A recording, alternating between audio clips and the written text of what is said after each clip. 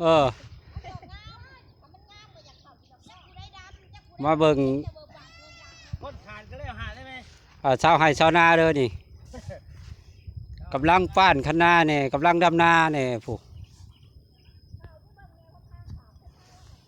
ผู้ฮะนี่กำลังป้านคะน้านี่ผู้ดำกับดำเขากำลังเขียวมีเขาดำพร้อมเขาหวานพร้อมแม่นบ่ฮะทั้งหวานทั้งดำอันนี้ใกล้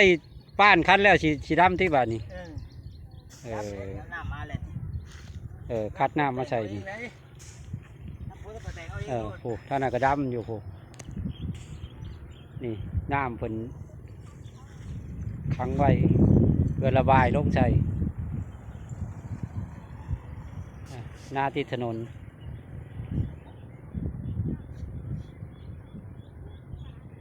ธรรมชาติอยู่บ้านนอกบ้านนาเลยนี่